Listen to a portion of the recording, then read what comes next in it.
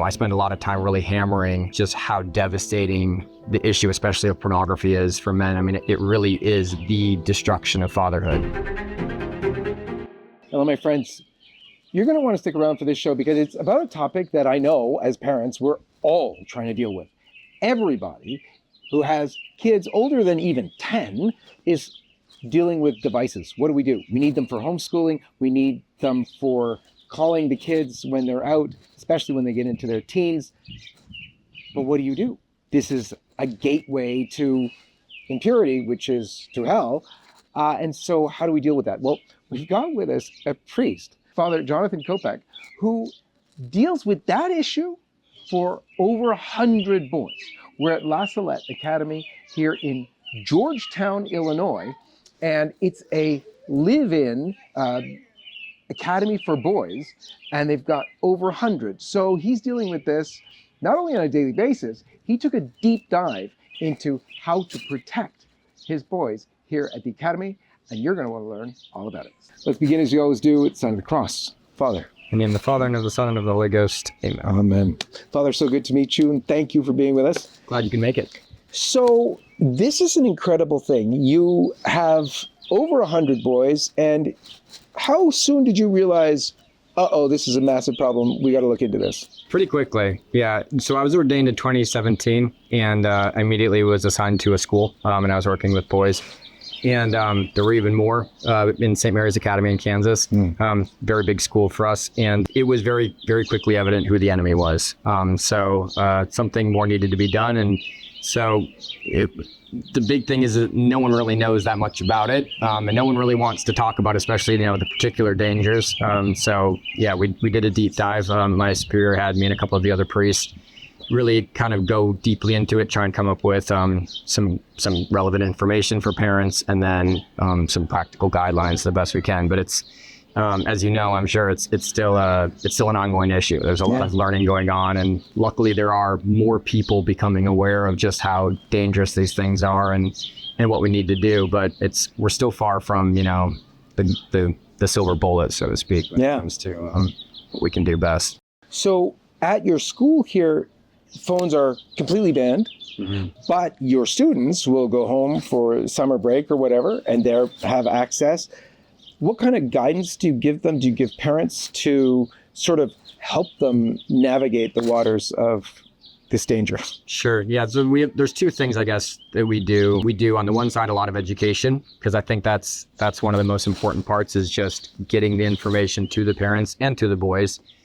So, for example, for the parents, when they're entering their boy into our school, they're required to do a certain amount of reading, and also to watch some podcasts that we made last year. So I did a series of podcasts on digital safety. It's called Digital Dangers, and we kind of took one topic at a time. So the effects of screen usage just on our physiology.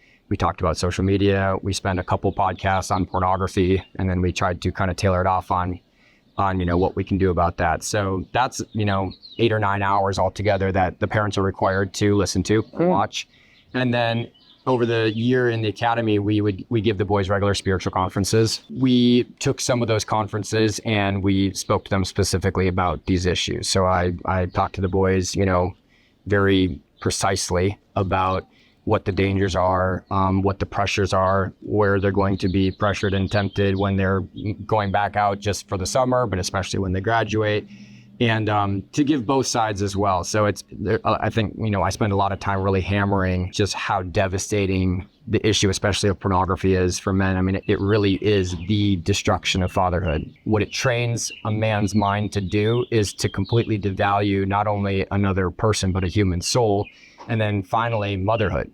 So whereas fatherhood is supposed to be protecting motherhood, which is embodied in the nature of a woman, he's using it instead in a manipulative way for his own satisfaction. So it turns everything upside down, and it's the ultimate destroyer. So it's definitely more and more we're going to see. It's definitely going to be playing into the vocation crisis, because it's basically, if it becomes such a relevant issue that it can be almost called an addiction, that would be an impediment for orders. But it's also just causing its own problems just in families and in relationships.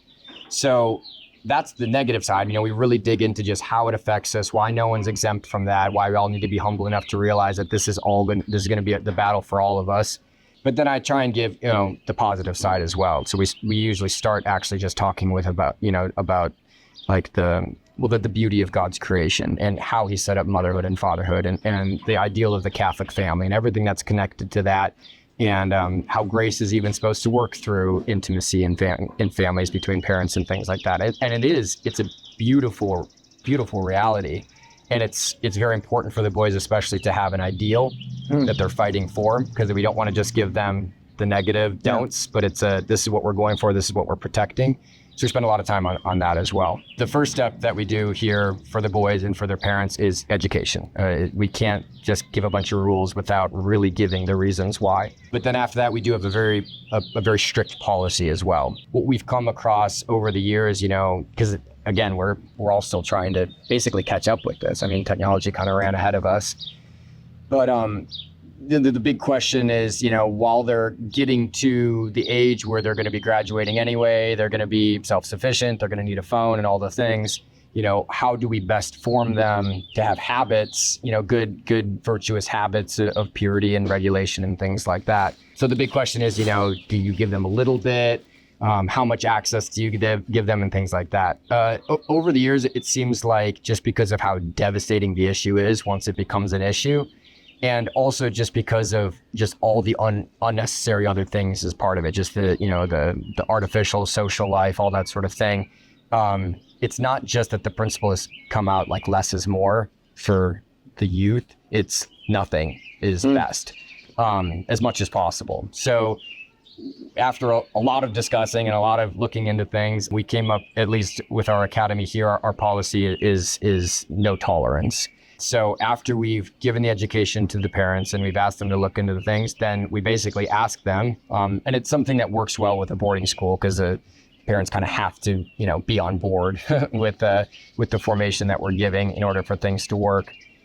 So we basically ask them to cooperate with us in enforcing this policy at home, because that's the big thing. While they're here, obviously they don't have any devices, but while they're home, the question is, well, how can you restrict something? No one's there to check and things like that. So that's why we go through the parents, say, look, this is our policy. For as long as your boy is enrolled in our school, he's not allowed to own his own smart device or his own, any sort of internet access device of his own, or have his own, social media platform or anything like that. If he is going to have some sort of, communication device, then the parents will have to basically show us, what kind of safety regulations they have, that everything's blocked and everything like that. And at the same time, we're giving them the resources to know how to do that. Here are the devices you should buy, here are the apps you should get, and things like that. And then it kind of closes out with, towards the very end of their senior year, just a couple months before their senior year, we do want to make sure that they're not just going to have to jump, straight into the ocean. So at that point, again, we work with the parents with saying, okay, well, talk to your son if he's going to be going to college and things like that. Here are the devices we would recommend. And at that point, in the last couple months, right before their graduation, that's when the parents are allowed to, get them something. And so that way it can all be set up. They can know how everything works. They have their apps downloaded and things like that, so that there, can be that segue without there being a big, crunch right at the end. So those are the two basic ways. It's very heavy on the education and giving the principles, positive and negative. Strict no tolerance when it comes to their personal devices. Like I said, it became clear over the years and with enough experience and discussion that it's just not worth it. It wasn't there was not enough good coming out of the risk that was involved. And again, not just for the worst things, but even just for their study habits, their way they think, their social mindset and things like that. And so that's where we ended up with the very strict policy. And then to give them the practical resources to kind of like help the segue at the end. Yes, Father. And what I liked as well is what you told me about alternatives for the boys. It's not enough to take the danger out of their hands if they have nothing else to do with their time. And so there at the school, you stay so busy and the boys stay busy, not just with work, but with good, positive things that the boys like to do. Like going around here, I saw you have such a rigorous sports program, and it extends all throughout the summer, as well as the other extracurricular things that the boys learn to do. You were explaining that each boy gets the opportunity to learn a musical instrument as well as singing. They are taught different techniques of art, of sculpting, of painting and drawing. They can learn archery, hunter's safety, or the finer workings of the chessboard. You know, I think that, as you said, by giving the boys so many other things to do that they love to do, you are providing them with an essential part of formation, an answer to the time that will be created by living differently from their peers with regard to technology. For U.S. residents, creating a will has never been easier. Thanks to My Legacy Will, an online platform free of charge, you can now create your own will and choose to include LifeSite news in it. Specify where your funeral will take place, the number of masses to be offered for your soul, and how your estate would be distributed. We would be deeply grateful if you remembered LifeSite news in your will. Visit mylegacywill.com/LifeSite news. Thank you for your support, and may God bless you. A lot of parents are going to say right away, oh, well, you know, does your segue even work? I mean, because they have no experience. They're thrown in like fish into a sea and it's all sharks and they're going to get completely eaten right away. Do you have a success rate of doing this and seeing what happens a few years down the road after they've, you know, come into a world where they needed to have use of devices and so on? Not yet, not per se, because it's a pretty new policy for us still. Just because, like I said, it's been kind of a work in progress. We don't have the experience to be able to say yet, you know, look, we've done this and these are the results. Well, we have an alumni association, so I keep in contact with the boys after they graduate, and so we'll be kind of gathering that together and seeing what worked well and what didn't work and things like that.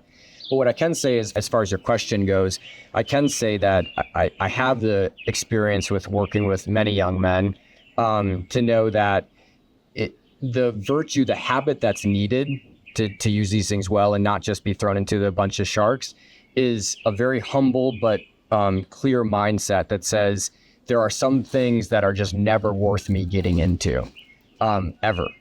And the virtues that we instill in the boys, that we try to instill into the boys, you know, just, you know, their self-sacrifice, their prayer life, their attendance at the liturgy, their participation in the liturgy, you know, just connected to living a solid Catholic man's life. Frankly, those are the virtues that they need so much more than being able to know how to navigate well their screens, because they're going to take that virtue and then apply it to the task at hand.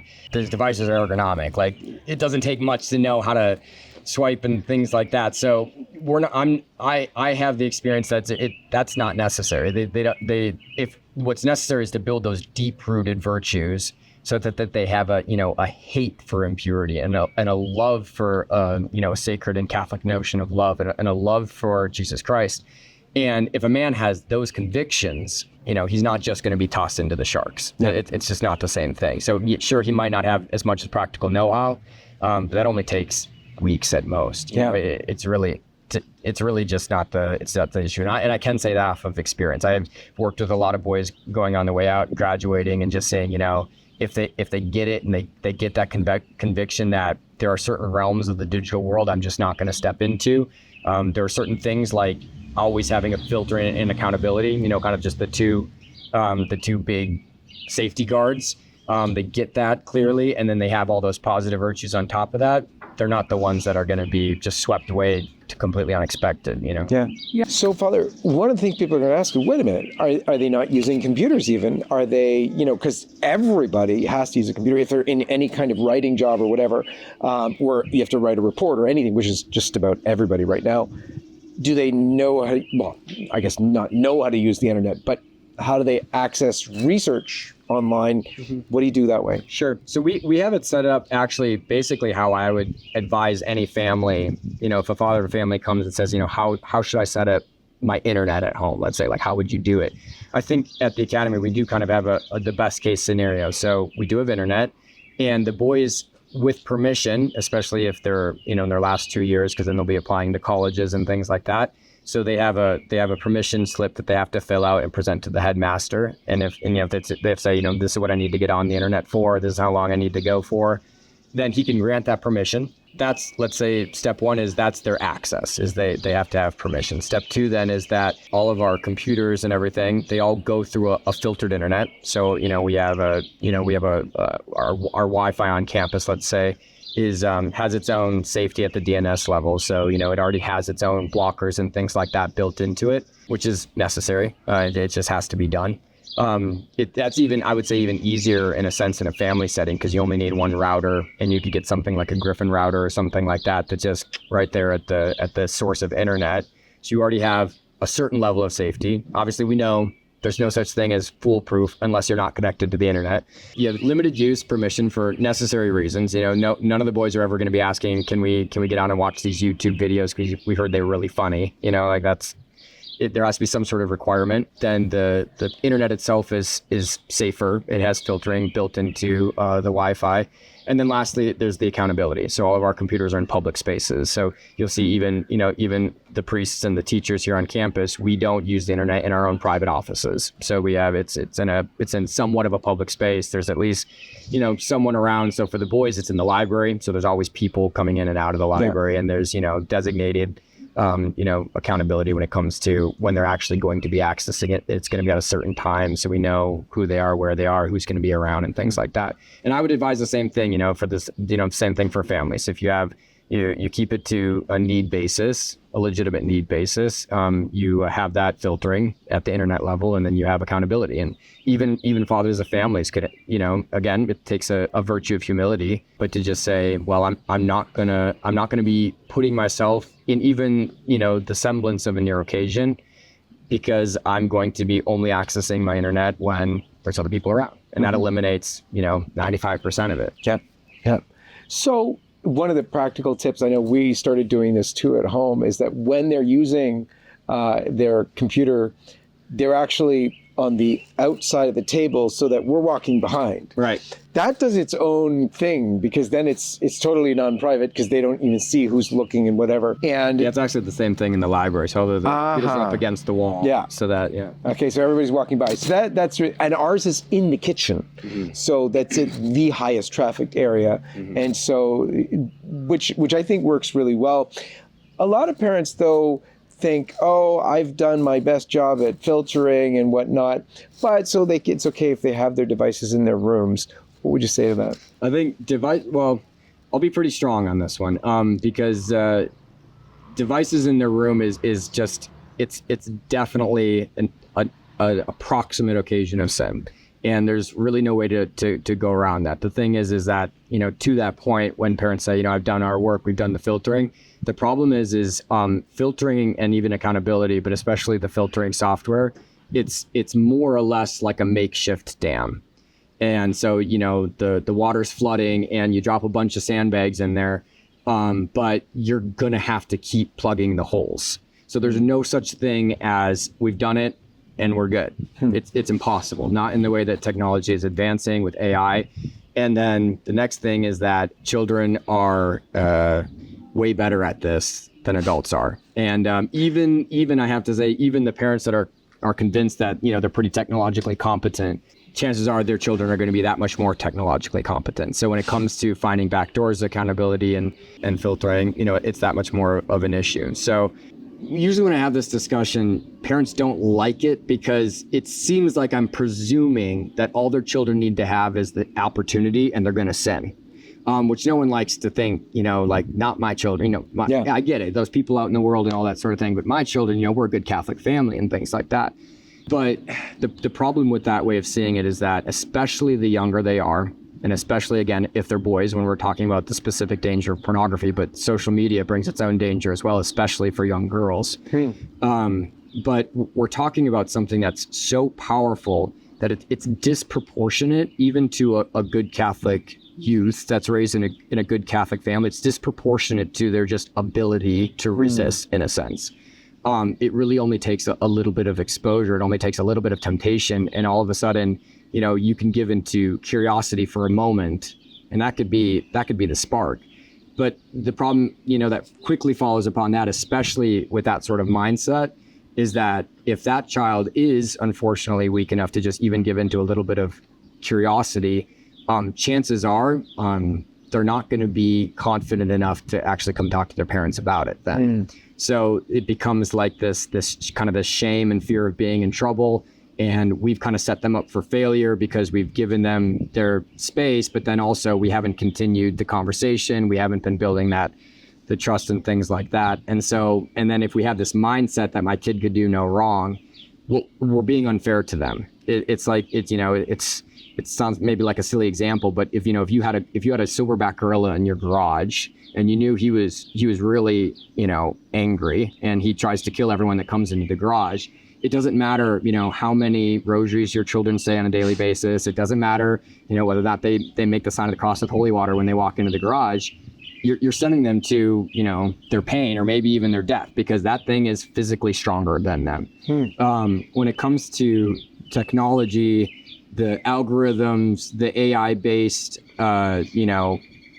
push of material, that's extremely good at detecting young men or just young people in general.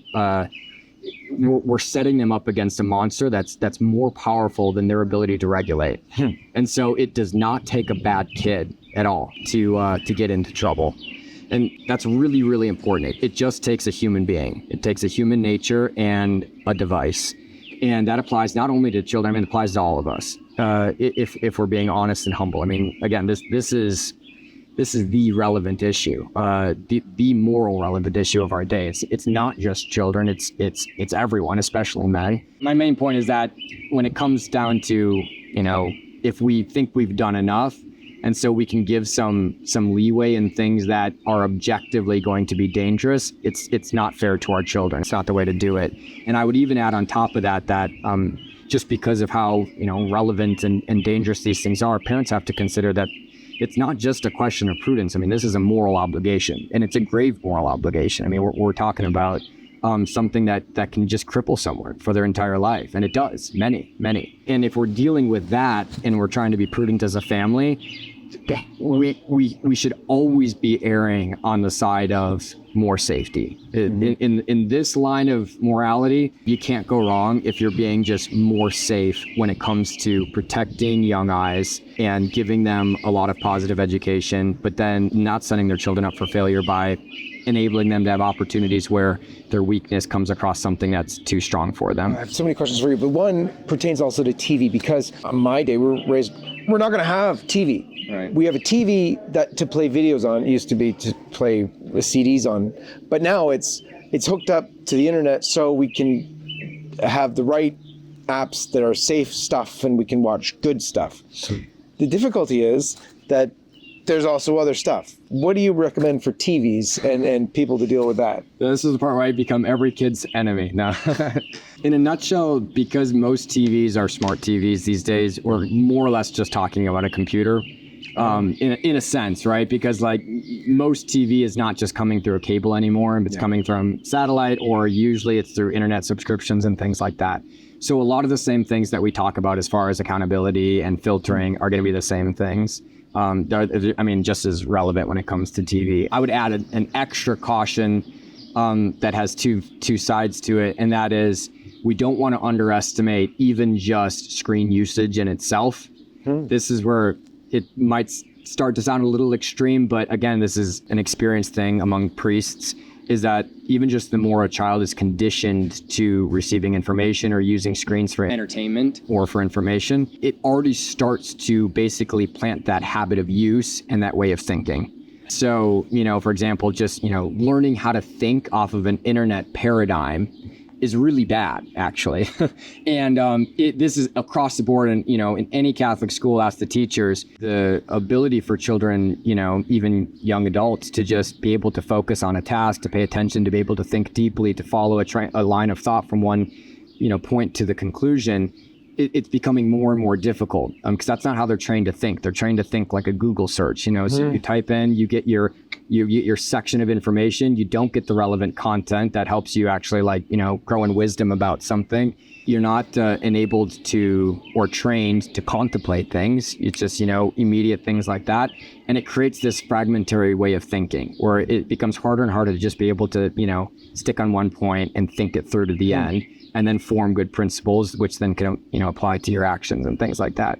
And that just comes with screens. It just comes with, just interacting with them in general. And you can add, there's other concerns which are still relevant. They're not as dire, just things like, they're just the effect of the screen on just, our eyes, our physiological health and things like that. And those things are relevant, but, I could leave those to the books. But I would say that, there is we don't want to underestimate the habit of thinking and gaining information that comes with screens and how that's already destructive. Because in the long run, what that does is, it might already be harder for them to study and, to study deeper things to be able to really like get into philosophical truths and things like that.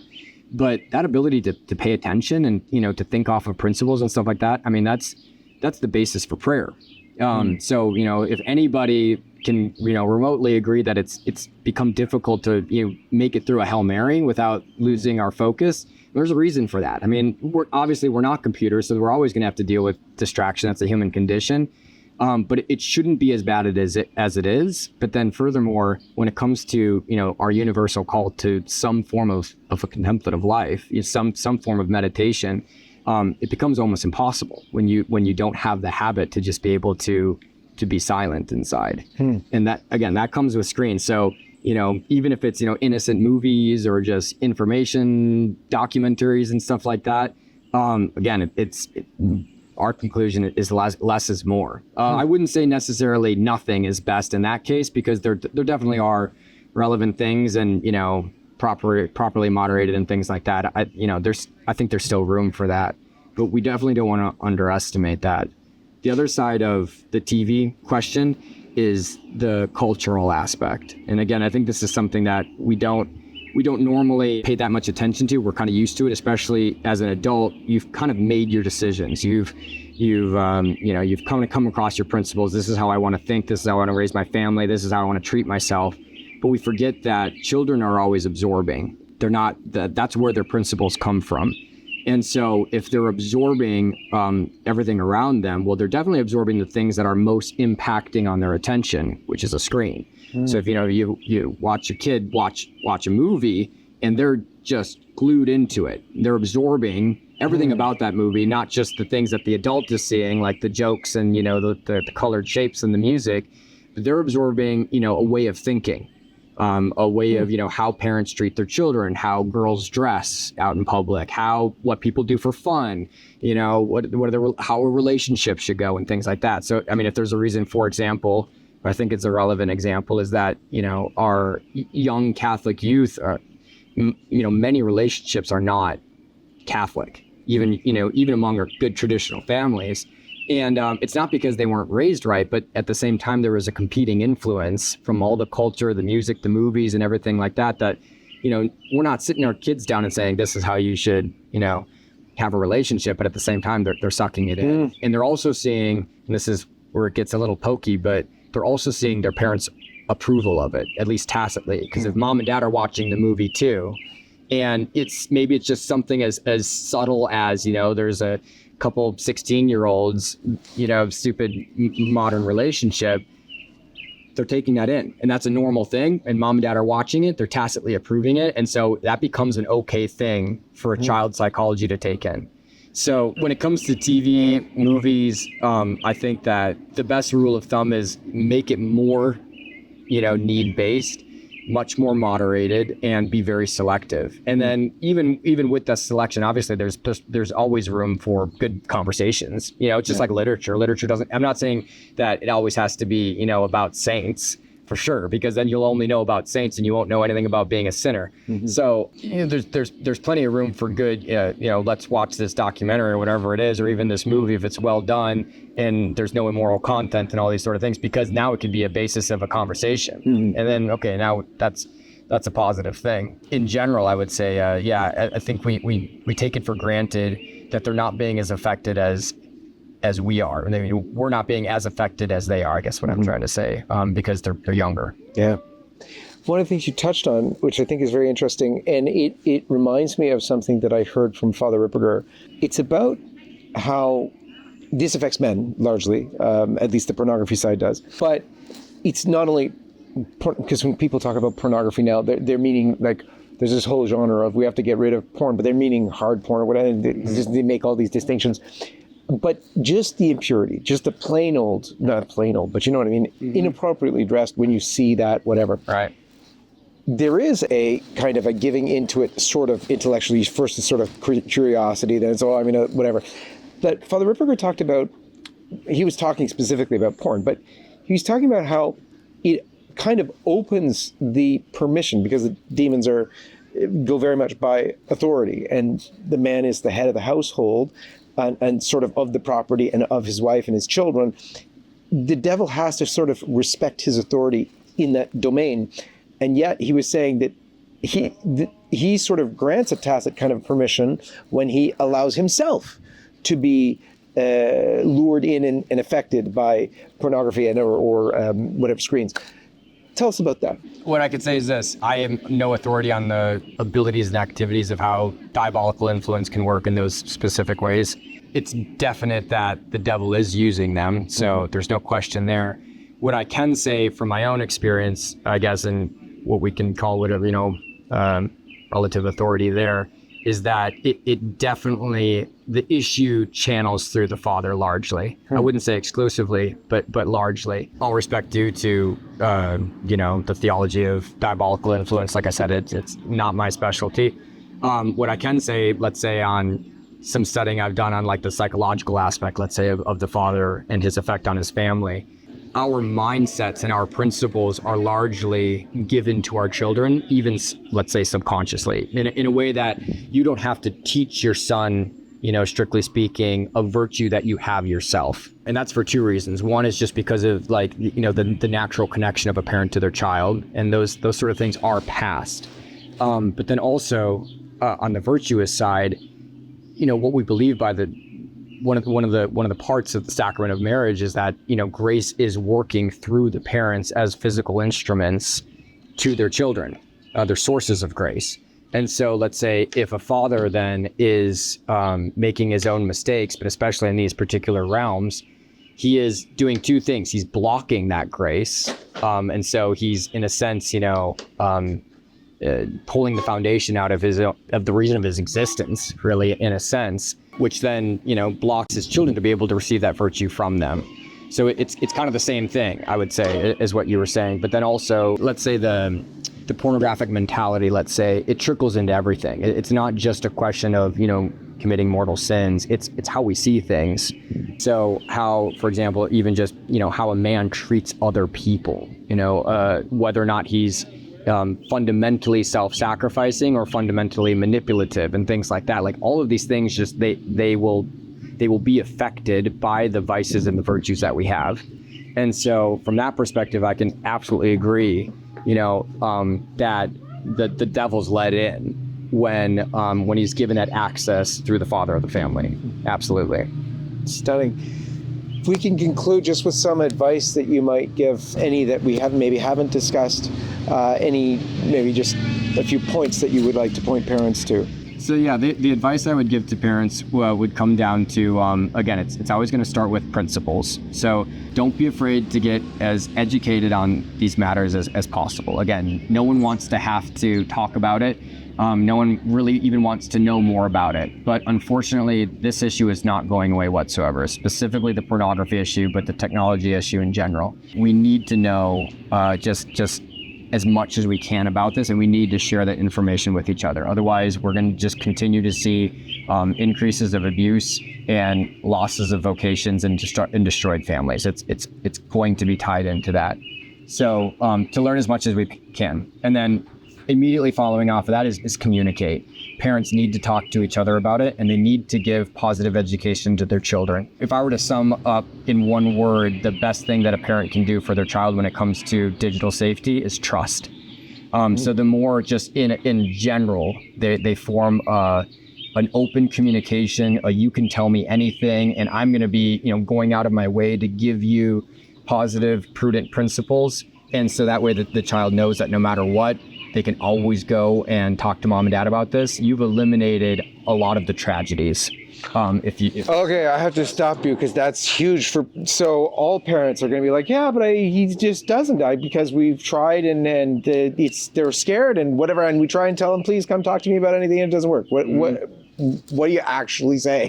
Well, first of all, just don't give up, and second of all, start early. Let's say the happiest families that I can think of, they have a habit of just spending time with their children every single day. From the earliest time that they're able to communicate, especially dad. He comes home from work, he's tired, he's got extra work he's got to do, he's got projects. And a lot of times, unfortunately, the last thing that he has extra energy to do is, take his daughter for a walk or something like that. But it's that sort of thing more than just what do I say. It's the relationship of trust, especially the relationship of fatherhood, which is so crucial. And, if someone says, okay, well, we're going to try that, but still, what do I say?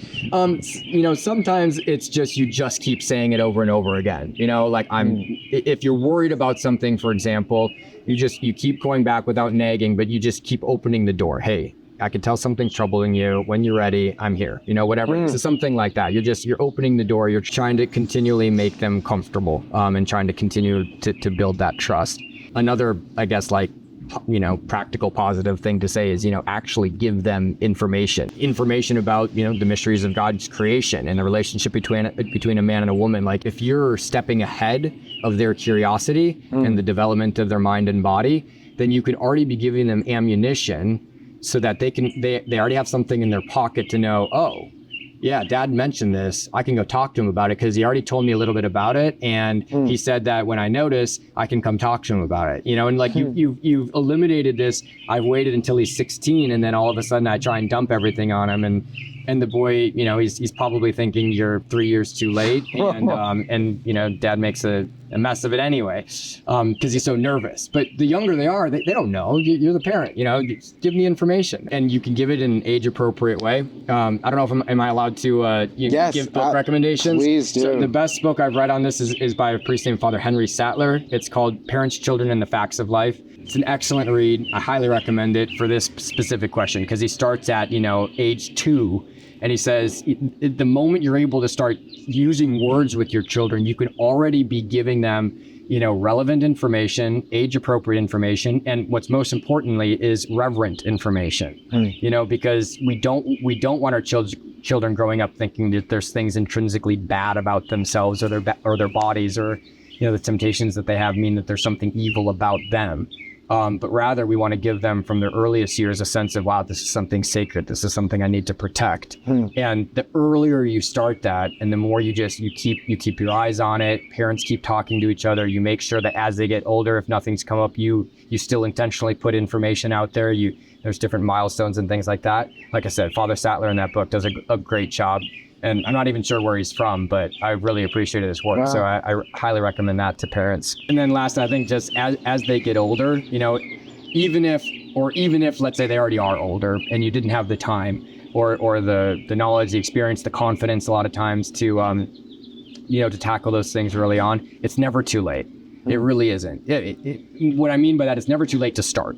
Yeah. It may be too late to have prevented things from going wrong. That's not only possible, it's likely if a parent's waited too long. But it's never too late to start. And it's even, never too late to just be humble about that start. Like the older your children are, the more they need to be cooperated with like adults, and not just told, hey, by the way, I watched this news thing and you're not supposed to do this, okay?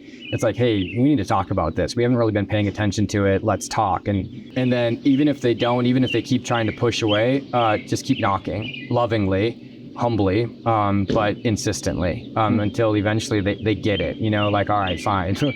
And that's as far as the communication and all that sort of thing, the trust, that's my number one sum up when it comes to how we're help directing our children. What I would say the number one principle is for ourselves, though, is that's actually going to be the number one advice that I could possibly give to everyone. So when it comes to how do you raise your children safely, trust.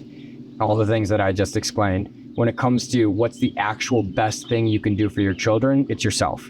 And that's, this is the principle of the soul of the apostolate. It's if you yourself are undisciplined in your use of technology, your children, there's no possible way that they will be better than you or even at the same level.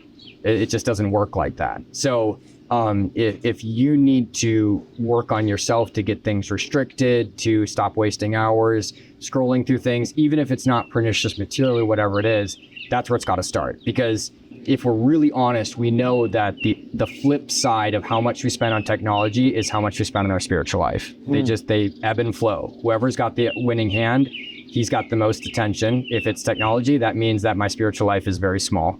If my spiritual life is large and prevalent and deep, then my technology use is going to be small. And sometimes I have to make that small in order for that to happen.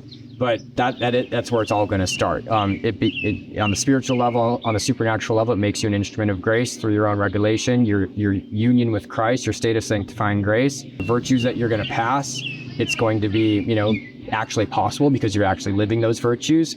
But then even just the practical things like the example you're giving, how much you're using, how you're using and things like that, and how you're communicating that use, all of those things are only going to be possible if you're actually living it. If dad's wasting his time on YouTube every night and then he tells his son that he shouldn't, be watching, it's not going to work. Yeah. So it's for children, it's form that trust. But overall, for ourselves, for our families, for the whole picture, it's our own spiritual life, our own life of grace, and then therefore our own necessary prudent regulation when it comes to technology. Beautiful. Father Kopec, thank you so very much. Sure God thing. bless you. God bless you. And I don't know if it's allowed, but can you give everyone your blessing? I can't. I try. Yeah. I don't know if that's. if you wouldn't mind doing that, that would be awesome. I will give a blessing. Yes. Yeah. Okay. Benedictio omnipotentis, Patris et Filii Spiritus Sancti, descendat super vos et manet semper. Amen. Amen. Thank you so much, Father. God bless you. Thank you. And God bless all of you. And we'll see you next time. Aloha everyone, this is Jason Jones for LifeSide News. We hope you enjoyed this video. For more content like this, check the link in the description. You can also connect with us on social media to stay up to date with the latest news on life, faith, family, and freedom. Thanks for watching, and may God bless you.